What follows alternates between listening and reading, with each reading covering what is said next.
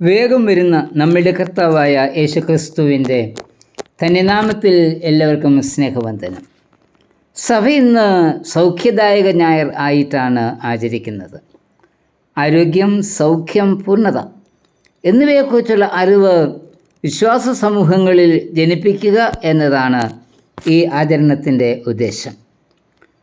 രോഗത്തെക്കുറിച്ചും ചികിത്സാ രീതികളെക്കുറിച്ചും ധാരാളം അറിവ് നമുക്കുണ്ട്. സൗഖ്യദായക മേഖലകൾ ഇന്ന് വളരെ വിപുലമാണ്. ആയുർവേദം, അലോപ്പതി, ഹോമിയോപ്പതി, പ്രകൃതി ചികിത്സ തുടങ്ങി അനേക ചികിത്സാ രീതികൾ ഉണ്ട്. ഇവയ്ക്കെല്ലാം പുറമെ രോഗശാന്തി ശുശ്രൂഷയും. ഇവയെല്ലാം ഉണ്ട് എങ്കിലും അനുദിനം പുതിയ പുതിയ രോഗങ്ങളും തലപൊക്കിക്കൊണ്ടിരിക്കുന്നു. രോഗത്തിനും ആരോഗ്യത്തിനും ഇടയ്ക്ക് പ്രതീക്ഷ ഉണർത്തുന്ന ദൈവിക പ്രവർത്തനമാണ് സൗഖ്യം.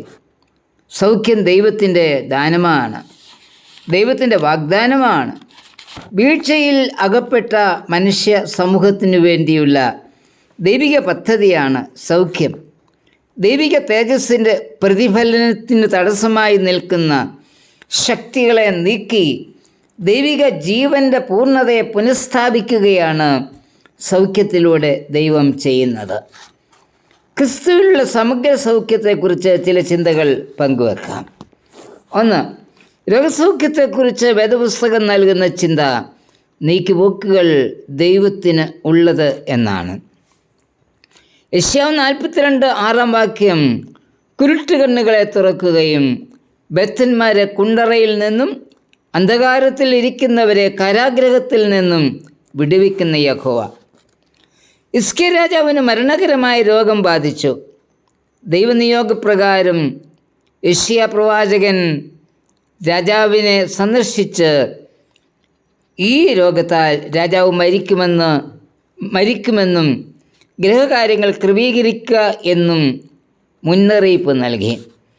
തീക്ഷ്ണതയോടെ യഹോവയുടെ മുൻപിൽ പ്രവർത്തിച്ച ഹിസ്കിയാവ് ഈ മുന്നറിയിപ്പ് കേട്ട് ദൈവത്തോട് കരഞ്ഞു പ്രാർത്ഥിച്ചു.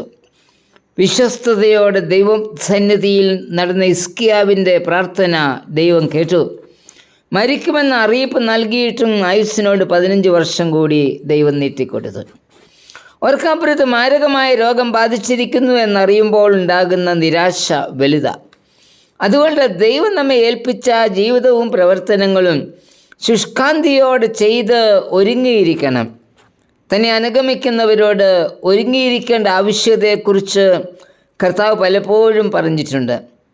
നാം എപ്പോൾ മരിക്കണമെന്ന് നിശ്ചയിക്കുന്നത് ദൈവമാണ്. എന്നാൽ മാരകമായ രോഗത്തിൽ നിന്ന് വിടുവിക്കുവാനും കുറെ കൂടെ ഈ ഭൂമിയിൽ ജീവിതം അനുവദിച്ചു തരുവാനും നമ്മുടെ കർത്താവിന് കഴിയും. 2, രോഗശാന്തി എന്നത് ശാപത്തിൽ നിന്നുമുള്ള മോചനമാണ്. ആദം ഹവ്വമാർ ദൈവകൽപ്പന ലംഘിച്ചതിൻ്റെ ഫലമായി പാപം ഉണ്ടായി. പരിണിത ഫലമായി മനുഷ്യനും ഭൂമിയും ശാപത്തിൽ ആയി. ഉൽപ്പത്തി 3:14 ശാപത്തിൻ്റെ ഫലമായി ശത്രുതയും വേദനയും കഷ്ടതയും മരണവും ഉണ്ടായി. അതായത് പ്രപഞ്ചം മുഴുവൻ രോഗബാധിതമായി. ആർത്തി അല്ലെങ്കിൽ മോഹത്തിൻ്റെ ഫലമാണല്ലോ പാപം. പാപത്തിൻ്റെ ഫലമായി ശാപം, മരണം ഇവയുണ്ടാകുന്നു.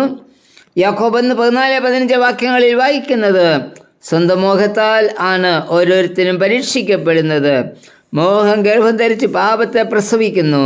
പാപം മുഴുത്തിട്ട് മരണത്തെ പെറുന്നു. ശാപത്തിലായിത്തീരുന്ന മനുഷ്യൻ്റെയും പ്രപഞ്ചത്തിൻ്റെയും ശാപം നീക്കുവാനായിട്ടാണ് ദൈവം ഈ ഭൂമിയിൽ മനുഷ്യനായി അവതരിച്ചത്. പാപത്തിൻ്റെ ശിക്ഷയായ മരണം സ്വീകരിച്ചുകൊണ്ട് യേശു ക്രൂശിൽ യാഗമായി. യെശയ്യാ 52:53 പറയുന്നത്, അവൻ്റെ അടിപ്പിണരാൽ നമുക്ക് സൗഖ്യം വന്നിരിക്കുന്നു. യേശുവിൻ്റെ ക്രൂശിലെ ഈ പ്രവൃത്തി ഇന്നും തുറന്നുകൊണ്ടിരിക്കുന്നു.